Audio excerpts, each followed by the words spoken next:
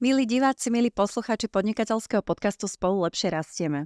Dnes sa budeme rozprávať o faktoroch úspechu v realitách. Mojím hosťom je Ivan Babušík zo spoločnosti Bosen Group. Ivan, vitaj. Ahoj, ďakujem za pozvanie. Ďakujem, že si prijal pozvanie. Ivan je pôvodným povolaním alebo vyštudovaný psychológ, takže natíska sa mi hneď otázka, ako využívaš to svoje štúdium psychológie v realitách. Veľmi dobrá otázka a často aj ju dostávam zo strany klientov, ktorí toto napríklad zistia, alebo aj zo strany známych, že ty si skončil psychológiu a prečo robíš reality, prečo sa nevenuješ tomu, čo si vyštudoval.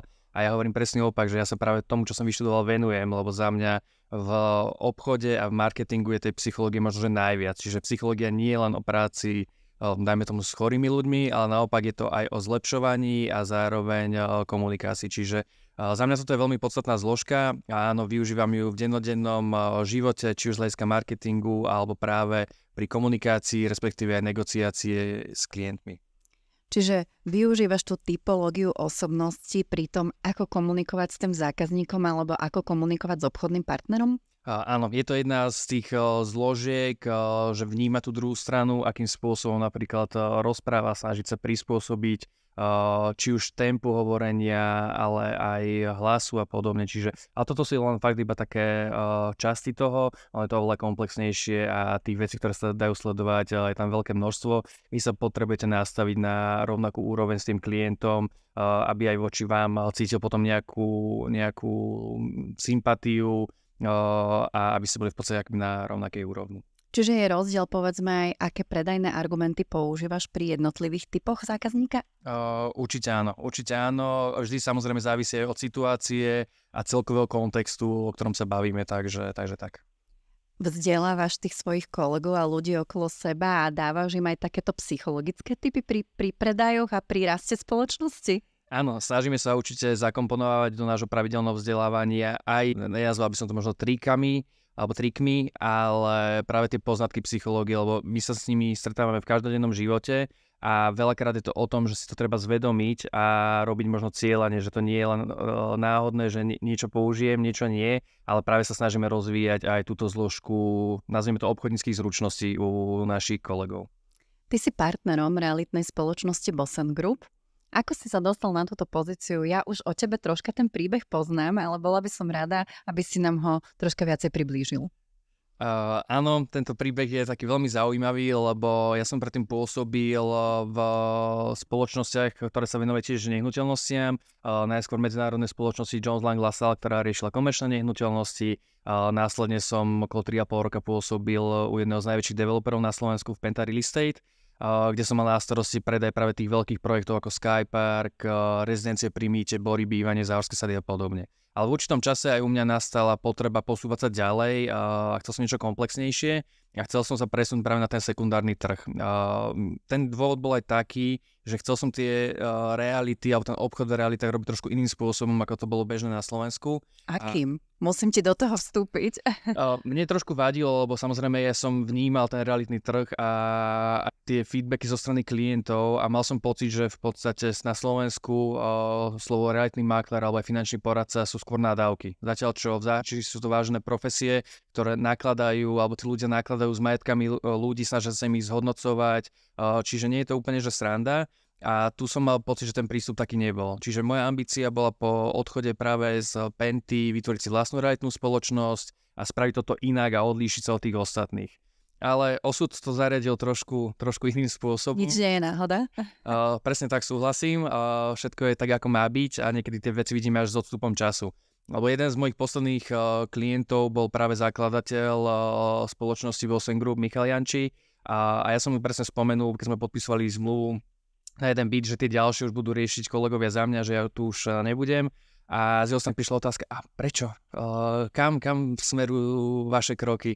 A ja viem, že chcem si otvárať vlastnú realitnú spoločnosť a jeho nejaká taká otázka, že a nestretneme sa, neporozprávame sa o tom spoločne, hovorím, že ja za stretnutie nič nedám, čiže pokojne môžeme. A presne toto sa stalo, že my sme si sadli strašne víziou tej spoločnosti, kam má smerovať, spôsob, akým sa to má robiť a takisto aj po ľudskej stránke, čiže nakoniec tá moja ambícia vytvárať niečo úplne nové išla do úzadia a naopak pridal som sa k spoločnosti Bosen Group.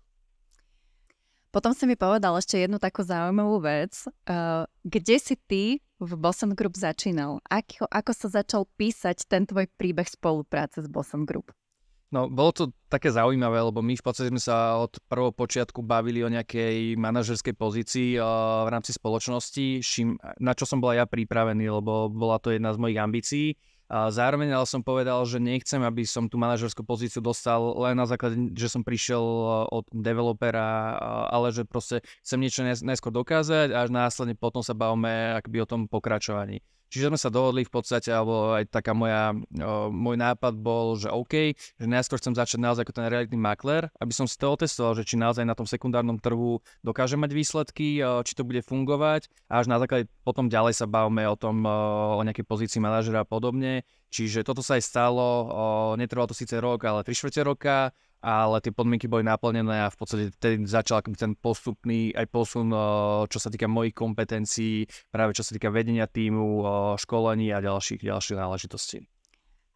Ako funguje ten realitný trh dnes? V dnešnej dobe totiž to čítame všade, že sa zastavil, že obchody nefungujú, predaje nefungujú, možno tak ako nejaký prenájom, komerčné nehnuteľnosti sa vôbec nepredávajú. Ako to vlastne je? Tá zmena je dosť citeľná. Počúvame to z každej strany, či už z médií, ale aj to zažívame bežne na vlastnej koži.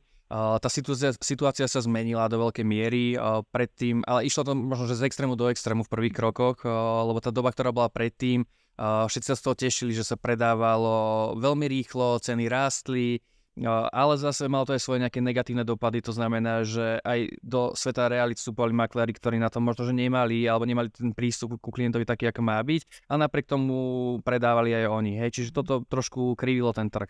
Zároveň aj tie očakávania ľudí išli veľmi, veľmi vysoko, lebo tie ceny rástli. To znamená, že aj také špekulatívne obchody sa diali vo veľkej miere a aj neskúsený investor dokázal zarobiť pomerne veľa peňazí. Čiže bolo to také, že na jednej strane príjemné pre predávajúcich, aj pre nás. Bolo to jednoduchšie, ale zároveň malo to aj nejaké svoje úskalie. To, čo sa aktuálne stalo práve tou zmenou úrokových sadzieb a zvyšovania cien, že tých kupujúcich výrazne ubudlo.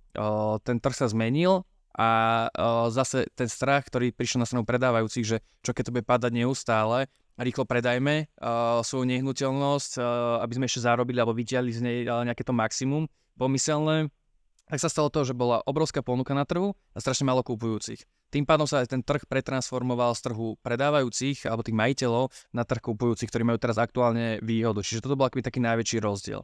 Zároveň ja hovorím, že každá negatívna situácia, ktorá príde, tak máte dve možnosti. Buď sa jej prispôsobíte a poľavíte a zostanete v nejakej pohodičke, alebo budete hľadať spôsob, akým sa to dá zvrtnúť a zmeniť. Ja poviem úprimne úplne aj za seba, že ja tento rok, ten začiatok roka som mal naozaj náročný a samozrejme presne som si kladol túto otázku, že áno, je to jav, ktorý je na celom trhu, alebo sa dá niečo spraviť iné a zmeniť to. Ja napríklad na začiatku apríla som mal predanú jednu garáž a jeden byt, ktorý sa ešte preniesol z minulého roka, čo za mňa neboli čísla, ktoré boli z minulých rokov v tomto období. A presne som sa zamýšľal, čo sa dá spraviť inak. Lebo z veľa strán aj na realitných konferenciách som počúval to, že je uhorková sezóna, je uhorkové leto a podobne. Mal si aj ty uhorkové leto? Nie. Na uhorky čas nebol, lebo som musel naozaj makať a práve toto som chcel aj dokázať, že či je to naozaj tak, že je uhorková sezóna, alebo keď človek zmení prístup, je voči tým zákazkám naozaj proaktívny a snaží sa hľadať rôzne alternatívne riešenia, nie len to, čo tu fungovalo doteraz, tak sa to dá zmeniť. Samozrejme je veľmi dôležitá aj komunikácia s tým majiteľom o nastavení celej tej stratégie predaja, či už cenotvorby, ale aj potom následného marketingu. A to, čo sa mi v podstate podarilo, bolo to, že k aktuálnemu dňu z tých dvoch obchodov, čo boli v apríli, je ich aktuálne 31, respektíve 32, z toho 22 predajov. Čiže dá sa to a podarilo sa mi to v podstate od apríla doteraz, čiže to je nejakých 7-8 mesiacov. Čiže áno, ale treba povedať aj to B, že bolo to vždy na úkor niečo a naozaj to pracovné nasadenie u mňa bolo fakt, že výrazné, veľakrát od po 6. do 11.12. v noci. Ale dokázal som si aj sám sebe to, že dá sa to, pokiaľ má človek trošku iný prístup a obetuje tomu niečo najvyššie. A pre mňa, ja sa snažím v tom biznise hľadiť práve na klientov a to, aby sme splnili tie ciele, ktoré si spolu zadefinujeme. No, sme v podnikateľskom podcaste, takže moja jediná otázka je ako? Možno som to už aj spomenul, že jedna vec je, alebo za mňa také 3 piliere, ktoré aktuálne sú, na ktorých ten biznis stojí, je správna analytika na začiatku a k tomu nielen analýza tej nehnuteľnosti, ale aj analýza toho klienta, možno ak to môžem takto povedať, a tej jeho situácie, lebo každý sme v nejakej situácii, máme nejaké možno iné dôvody na ten predaj. Čiže za mňa toto je veľmi, veľmi podstatná časť a dôležitá. Čiže pýtam sa v prvom rade na toto a potom následne riešime analytiku nehnuteľnosti. Veľmi podstatné aj v dnešnej dobe je správne nastavenie ceny, lebo to, čo tu fungovalo v minulosti, že sa vytvárala nejaká cenová vata, veľakrát aj v desiatkách tisíc eur. Ak to spravíte aktuálne, tak sa vám nikto neozve a nemáte s kým vôbec komunikovať. Čiže ja hovorím, že je podstatné nastavovať tú cenovku čo najbližšie k tej transakčnej sume. Nehovorím, že nejaký priestor sa tam netreba nechať, lebo každý kupujúci alebo drvivá väčšina, ktorá príde, tak očakáva nejakú formu. Nejaké zjednávanie. A veľakrát to presne o tej psychológii, že to nemusí to byť niečo výrazné, ale presne aby ste uspokojili toho klienta, že áno,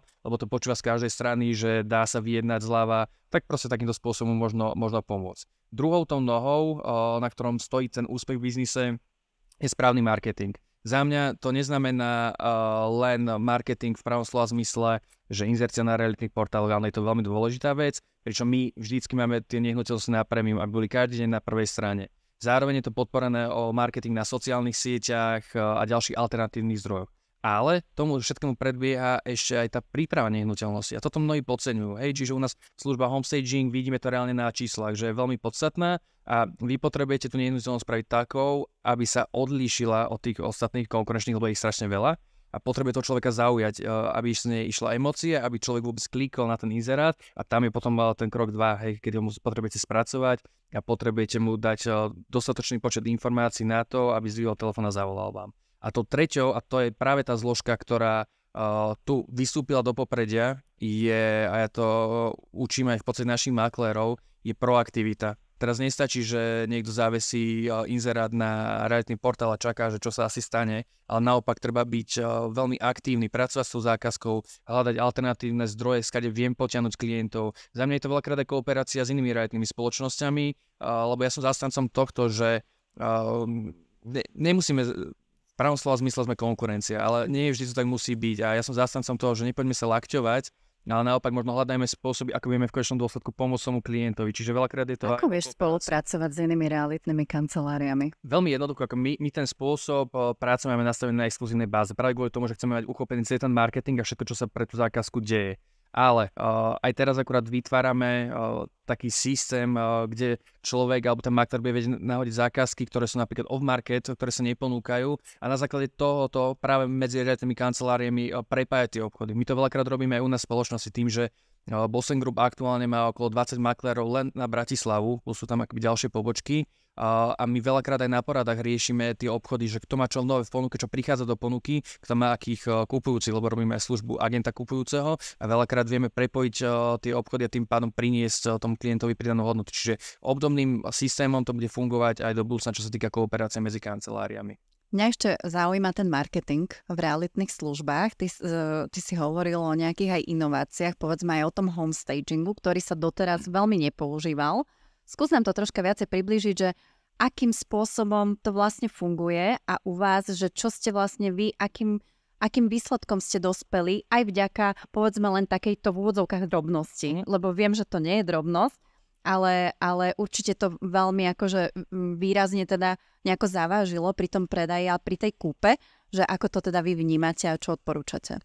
Určite, za mňa ten homestaging, mnohí ho podceňujú alebo si to možno trošku zamíňajú s niečím iným, čo to nie je. Lebo videli sme aj v nejakej takej reality show, to nazvime, že pre nich bol homestaging to, že dali fľašu Huberta a nejakú dečku do stredu miestnosti a to bol homestaging, hej, tak toto za mňa homestaging zrovna nie je a treba k tomu pristupovať. My vnímame homestaging ako službu, vďaka ktorej možno práve tie jedinečné prvky nehnuteľnosti vieme zvýrazniť aj do popredia a nastaviť tak, aby naozaj na tej fotografii alebo videu vyzerali naozaj oku lahodiaci. Samozrejme, nemôže to byť extrém, že tá nehnuteľnosť vyzerá na fotkách úplne inak ako potom v realite, keď človek príde na obliadku, lebo to je zase o tej psychológii, že vy nemôžete dostať facku hneď na úvode pri obliadke, čiže treba myslieť aj na toto, hej, že tá nehnuteľnosť musí korešpondovať. Ale aj čo sa týka čísel, na Slovensku sa to úplne netrekovalo, ale aj v Amerike tie čísla a štatistiky hovorili o tom, že tie nehnuteľnosti sa vďaka homestagingu predávajú oveľa rýchlejšie a zároveň je tam aj náraz, čo sa týka výšky predanej sumy. Čiže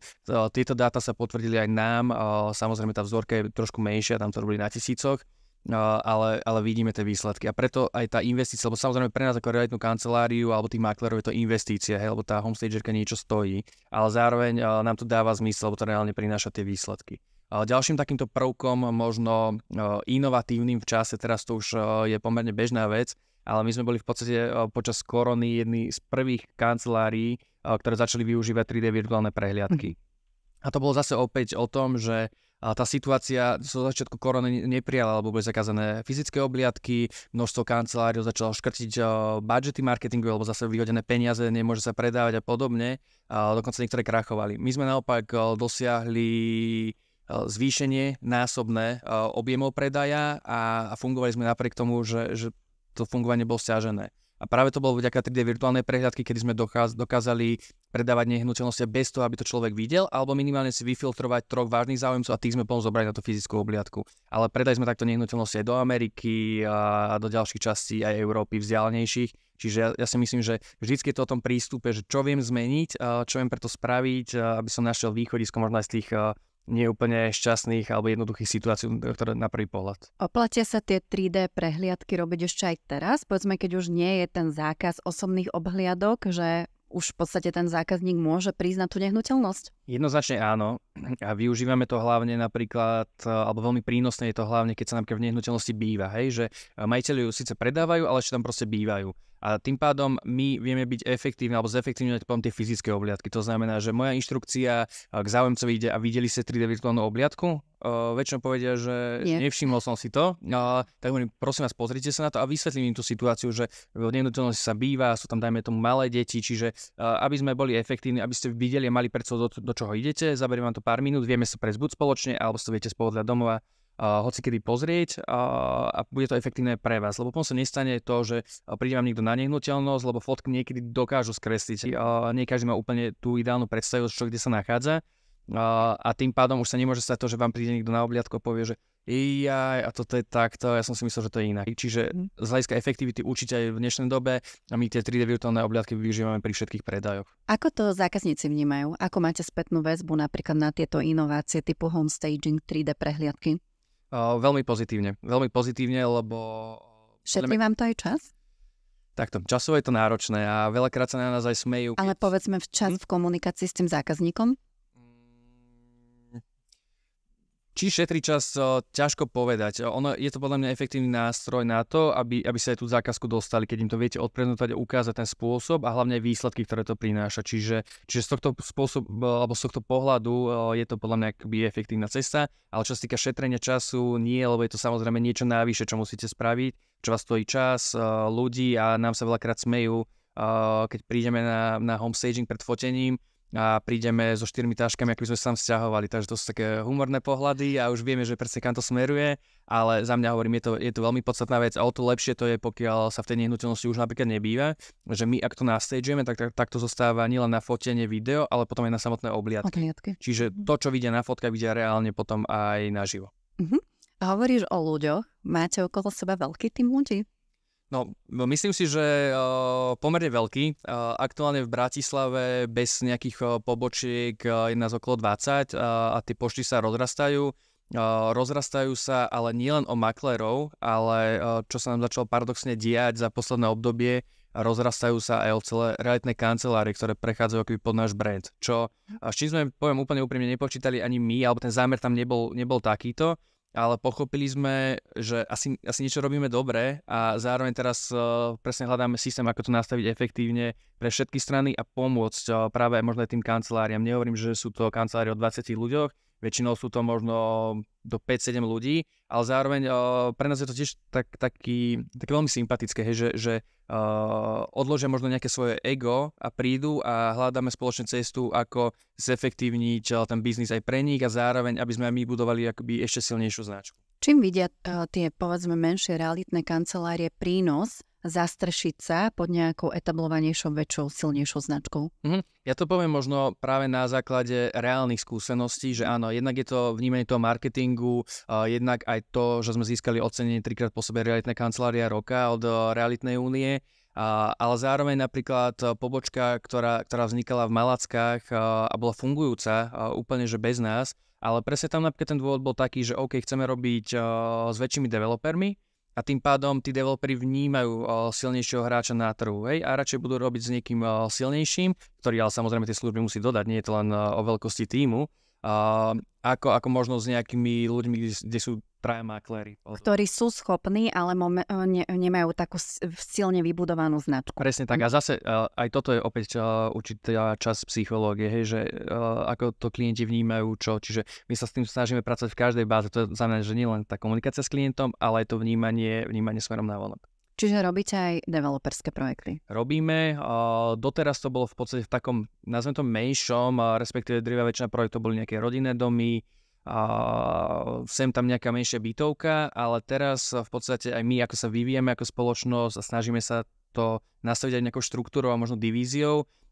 Práve preto sa v podstate teraz pracuje na otvorení novej divízii, ktorá bude vyslovene venovaná na primárny development. Čiže áno, našou ambíciou je pomáhať developerom v podstate zefektívňovať či už nastavenie toho projektu, marketing aj samotný sales alebo ten predaj. S tým, že ten fokus je samozrejme na stredných a menších developerov a snažíme sa im nastavovať, ukazovať nástroje, vďaka ktorým vedia predávať ako tí veľkí. To znamená jednak z hľadiska marketingu, virtuálnych prehliadok a podobne. Čiže máme kooperácie na rôznych, nazvime to dodávateľov spoločnosti, ktoré zastrešujú jednotlivé oblasti, či už čo sa týka zberu dát, či už čo sa týka marketingu. A práve toto chceme sklbiť a ponúknuť tú možnosť práve developerom. Zároveň za mňa je veľmi efektívna aj cesta nebudovať všade vlastné sales týmy ľudí, lebo presne aj z hľadiska kostov, nákladov to nie je úplne sranda. Však vyšiel som z toho prostredia, viem, čo stojí aj ten maklér a zostavenie celého týmu. Čiže tu môže byť práve výhoda aj pre tých developerov v tom smere, že my už ten tým skúsených ľudí máme, vieme im to ponúknuť a vieme im to celé zastrešiť a nastaviť tak, aby to fungovalo efektívne. Ty si pracoval pre veľkých developerov a teraz teda sa chceš aj orientovať na tých menších, alebo čo môže byť práve pre tých malých developerov takým tým wow efektom, čo prinášaš z toho prostredia veľkých hráčov? Za mňa sú to práve tie skúsenosti, hej, a nastavenie tých veľkých projektov, aj ich predaj, to znamená, akým spôsobom voliť tú stratégiu, čo spraviť ako prvý krok, čo následný, v akom čase, lebo veľakrát je to rozhodujúce. Obzvlášť teraz, keď tá situácia sa výrazne sťažila, hlavne pre tých malých stredných developerov, lebo tí veľkí hráči majú trošku inú pozíciu, ale zároveň aj tam vidíme, že naozaj nie je to ideálna situácia ani pre nich a musia hľadať aj oni nejaké spôsoby, ako sa z toho dostať, čo ponúknuť klientom najvyššie, čo tu predtým nebolo. Takže ten trh sa zmenil. Ale ja si myslím, že tiež to nebude do nekonečna, ten dopyt po novostavbách tu je. Čiže je to o tom správnom nastavení a veľakrát tým, že tá doba predtým bola veľmi prajná a v podstate hoci čo ste postavili, tak ste to aj viac menej predali, že niekto sa našiel. Tá situácia sa zmenila, čiže veľmi je podstatné zamýšľať sa aj nad tým produktom, že čo idem predávať, v akej je to časti, čo to ponúka, aké nejakú pridanú hodnotu, čiže od toho nastavenia produktu tam to začína, lebo teraz, keď prídete s niečím, čo nie je efektívne alebo po čom nie je dopyt, tak máte smolu, ale nie je to sranda, lebo sa sprísnilo aj financovanie, čo sa týka bank voči menším developerom, hlbšie si ich preverujú, sú tam horšie nejaké podmienky a takisto aj ten presale, ktorý potrebujú splniť si developeri na to, aby dostali bankové financovanie, sa zmenil, hej, tie podmienky tiež, takže áno, nie je to jednoduchá doba, ale zase ja som zastancom toho, že v každej dobe sa dá niečo spraviť navyše, ako sme sa bavili aj v tých predchádzajúcich častiach, a je to iba o tom nastavení. A presne my aj teraz riešime taký, že väčší projekt na strednom Slovensku a presne postupne plánujeme. A tu je podstatné presne mať nastavené nejaké možné scenáre, že čo sa môže stať. Jasné, neviete predikovať úplne všetko, ale nemôžete pracovať iba s nejakým optimizmom, ako to bolo doteraz, že jasné, ceny budú stále raz a my keď začneme kopať v nejakom čase a potom budeme predávať o rok a pol na to neskôr, tak všetko bude krásne a ceny medzi časom porastú. Hej, toto už žiaľ, alebo možno aj chvála Bohu, nefunguje, čiže treba byť zreálnený. A toto hovorím aj pri klientoch, nielen v developerskom svete, ale aj pri tých predávajúcich, že nie všetko, čo na realitnom portáli je automaticky pravda, lebo veľakrát tie transakčné ceny aj v minulosti, ale obzvlášť teraz sú niekde úplne inde a toto je potrebné trackovať. A tu je napríklad naša výhoda aj v tom, že my ten tím máme pomerne veľký a teraz nie je to len, že vyzerá to dobre na fotke alebo pôsobí, ale je to aj o tom, že my si reálne zaznamenávame tie transakčné ceny v rôznych lokalitách, aby sme sa presne k tomu vedeli vrátiť, keď nás sa nacení nejaký iný byt, alebo iná nehnuteľnosť, iný projekt. Čiže áno, pracovať s tými dátami, ale s relevantnými dátami, lebo my napríklad nemáme prepojený kataster, čiže nevieme trackovať tie reálne transakčné ceny, pokiaľ sa nebudeme hovoriť my medzi sebou. A to je presne aj ambícia, aj v tej kooperácii, čo som spomínal predtým s realitnými kanceláriami, že mať možno nejaký takýto spôsob alebo systém, kde vidíme, čo sa za koľko predalo, a aby nám to pomáhalo do budúcna. Čiže koncepčná práca. Kde hľadaš zákazníka alebo obchodných partnerov? No, veľmi dobrá otázka. Sú rôzne nástroje. Máme aj v podstate software, ktorý trackuje vyslovene, že súkromnú inzerciu, napríklad čo sa týka bytov. Čiže my učíme aj tých maklerov, že každý by si mal prejsť od prvého počiatku, možno tým cold callom, čo ja viem, že veľa ľudí sa tomu strašne vyhýba, nemá to rado. Áno, ja som bol obdobný, moja obchodnícka kariéra na začiatku skoro skončila práve kvôli tomuto. Ale ja si myslím, povedz ten príklad, ktorý si mi povedal. Bolo to náročné. Ja po skončení školy som začínal v personálnej agentúre, bol som tam jediný obchodník a čo sa týka akoby obchodu alebo tých stretnutí, tam som si veril, lebo je mi to nejakým spôsobom prirodzené, pracoval som na tom, ale čo som ja odjak živa nenávidel, bol telefón ako taký. A aj so známymi, ja som nerad telefonoval, ja som sa radšej stretol osobne. A tu som narazil práve na problém to, že som mal volať teraz HR manažerom alebo vedúcim spoločnosti a v podstate dostať sa na stretnutie. A moje začiatky boli také, že 10 telefonátov, 10 odmietnutí a bol som z toho celkom smutný. A rozmýšľal som, že čo s mojím životom ďalej, že ten obchod asi nebol úplne že ideálny. Ale potom som sa zamyslel nad tým a hovorím si, že ale mňa ten obchod baví, len proste musím toto nejakým spôsobom prekonať a prelúskať. A tak som začal presne a tam začalo v podstate moje akoby samoštúdium alebo vzdelávanie a ono to prinieslo výsledky veľmi zaujímavé, lebo do pár mesiacov som sa už na tie stretnutia dostal úplne v pohode, z 10 telefonátov to bolo 8 stretnutí a za 9-ročné pôsobenie spoločnosti na trhu sme mali najlepší rok. Potom ale nastala presne tá zmena, že nás kúpila iná spoločnosť, my sme všetci v podstate v rámci pobočky Bratislavy odišli a tam zase som prešiel na dráhu v nehnuteľnostiach, čo bolo za mňa veľmi dobré rozhodnutie. A tam sa zase ukázalo toto, že to telefonovanie, ktoré bola moja asi najväčšia slabina na začiatku, tak keď som prechádzal assessment centrum v rámci Penty, čiže developera, tak jedna zo zložiek alebo kompetencií, ktorá sa sledovala, bolo práve telefonovanie. A tam napríklad som už získal 6 bodov zo 6. Čiže to bol ten presne paradox, že moja najväčšia slabina sa potom stala práve tou silnou stránkou a teraz u nás aj školím ľudí v rámci cold callov, ako komunikovať, čo povedať, ako byť nastavený. Čiže to sú tie paradoxy života a takéto nastavenie máme v podstate aj my v rámci spoločnosti, že sa snažíme pomáhať aj možno pri makleroch, ktorí majú nejakú slabšiu stránku, ju zefektívniť. Školíš len ľudí v tvojom týme alebo aj nejakých externých spolupracovníkov? Práve povedzme na tieto cold cally.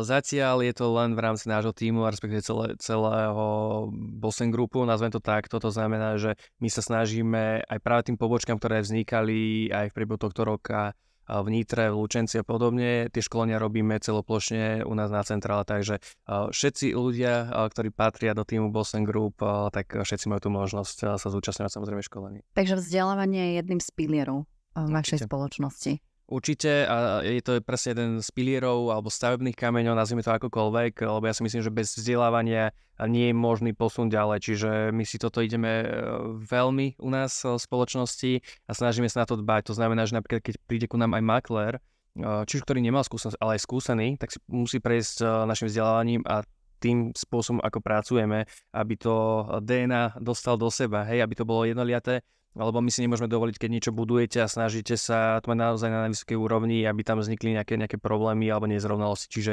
vždycky to zaškolenia prebieha, či už je to junior maklér alebo senior. Pri junioroch je to obzvlášť, že tam má človek svojho manažera, ktorý s ním ide celý proces, je tam proces tieňovania, aby presne navnímal čo najlepšie na reálnych veciach. Lebo jedna vec je teória, druhá vec je prax. A my práve potrebujeme mať ľudí vychovaných pre tú prax, čiže na tomto si dávame veľmi záležať. Kde sa ty vzdelávaš? Rôzne spôsoby a rôzne metódy, či je to už online forma vzdelávania, takisto som absolvoval kopec tréningov, aj viacdňových, ktoré išli do hĺbky, čiže za mňa snažím sa presne každý rok mať nejakú akoby oblasť, ktorú zlepšujem, lebo nie je zase nič horšie, a to som sa stretal presne na niektorých tréningoch, keď ľudia začali brať to vzdelávanie alebo absolvovanie školení, že to je nejaká turistika, a nič toho neaplikovali. Čiže ja teraz aktuálne aj s tým, že som pomerne časovo vyťažený, tak sa snažím mať každý rok že nejakú jednu oblasť, ktorú chcem akoby zlepšiť, posilňovať a mať ten fokus, lebo je nič horšie, keď máte roztrieštenú pozornosť a potom nič nie je správne poriadne. Čiže postupne, ale zase kontinuálne a pravidelne. My sme veľa rozprávali o spolupráci, ty si ju veľakrát spomenul. My sme v podnikateľskom podcaste Spolu lepšie rastieme, ktorý nahrávame pre podnikateľskú platformu BNI a filozofia BNI je práve o spolupráci. Akým spôsobom ty vnímáš práve túto spoluprácu BNI a Boston Group a nejaký rozvoj toho vášho podnikania? Za mňa ten koncept je veľmi fajn a priznám sa, že áno, existuje viacero networkingových skupín aj v rámci Slovenska, ale toto bolo veľmi zaujímavé. Paradoxne mňa pozval človek, ktorý je v podstate, akoby dá sa povedať, že môjim konkurentom vo svete realít a napriek tomu ma pozval. Hej, aj keď on zastupuje aj nejakú inú spoločnosť v rámci BNI, čiže ten biznis má aj inou vetvou, ale bolo mi to sympatické. A presne bol som sa pozrieť na Focus Day, kde som videl, že naozaj podnikatelia z rôznych oblastí, čo za mňa je veľmi, veľmi zaujímavé, že človek sa aj obohacuje, keď počuje tie rôzne iné case study a podobne a tie vie možno aplikovať aj na svoje podnikanie. Zároveň ja si myslím, že networking je kľúčový v obecnosti pre úspešný biznis a obchod. Zažil som si to v predchádzajúcich spoločnostiach, platí to aj tu. Čiže za mňa networking a potom tie referencie. To sú kľúčové veci, ktoré vo svete nehnuteľnosti naozaj zaberajú. Takže mne tá myšlienka bola veľmi sympatická a preto som sa vlastne stal aj členom BNI, lebo áno, spolu lepšie rastieme a my to aplikujeme presne aj v rámci reality alebo vo vnútri našej spoločnosti, aj v kooperácii, presne čo sme sa bavili s inými realitnými spoločnosťami. Čiže tá myšlienka vo mne už bola ukorenená ešte pred tým samotným vstupom a ten vstup, preto ja napríklad, lebo BNI je možnosť prísť ako host na stretnutia a vnímať to. Ja som bol síce host, ale nie na tom stretnutí, ale na tom Focus Day a ja som už nepotreboval nejaké ďalšie skúšanie, alebo mi to dávalo zmysel a išiel som do toho, že strm hlavu, hej. Ako BNI dokáže pomôcť tvojmu podnikaniu? Alebo ako pomáha? No ja hovorím, že v prvom rade, alebo ten koncept, ako ja komunikujem presne, keď máme nejaké spolupráce, či už na báze Typersa alebo čokoľvek, že v prvom rade, ty keď mi dávaš nejaký kontakt, tak alebo ja to mám tak nastavené, že myslím na to, aby som tomu človeku vedel pomôcť. Čiže to je za mňa alfa omega, že ja by som mal problém poskytnúť kontakt na niekoho, koho nepoznám, alebo do toho dávaš akoby svoje meno, hej, a to je vždycky po mne nie je veľmi príjemné, keď sa tam niečo nepodarí. Ale tu je to presne na tom nastavené, že my sa navzájom tým, že sa stretávame na pravidelnej báze každý týždeň, že sa spoznávame, máme presne one-to-one stretnutia, čiže tam už keď dávate odporúčanie niekomu, tak nie je to, že do neznáma. Toto je za mňa presne to, čo je zaujímavé a čo sa treba držať, lebo áno, každý si strážime to svoje, že keď niekoho odporúčim, aby tam nevznikol nejaký problém. Čiže kto nemá rád cold cally, tak musí prísť do BNI. Je to jedna zo stratégií, ja presne toto hovorím, že tých stratégií je veľa. A aj tie cold cally, to neznamená, že to musí robiť každý celý život, lebo ten princíp toho je presne áno, na začiatku si ich spravíš, je to pre teba dobrý skill, lebo to telefonovanie budeš potrebovať aj pri celom biznise, hej, aj keď to už nebudú v pravom zmysle cold cally, ale ambíciou je to docieliť, aby potom ten obchod bol referenčný, to znamená, aby sa tí klienti ozývali a toto je v podstate na báze potom jednak referencia, ale určitého networkingu, hej, že vieme to ponímať takýmto spôsobom. Komu by si odporučil byť súčasťou BNI alebo koho by si pozval ako hostia do BNI? Za mňa v podstate všetky, ktorí chcú rozvíjať to svoje podnikanie a rozširovať si akoby ten okruh, či už klientov, známych, lebo pre mňa bolo najzaujímavejším faktorom jedna vec, že napríklad na tom Focus Day z hľadiska tých mojich klasických klientov, tak tam bol predstaviteľ jedného z developerov, super, ale bolo tam, ja neviem, 130 ľudí a bolo to, že jeden človek, hej, a ostatné podnikania mi neboli až tak, že prepojeniu schopné, alebo blízko, dobre, boli tam nejakí architekti, nejaké stavebné spoločnosti, ale že bolo to v podstate minimum.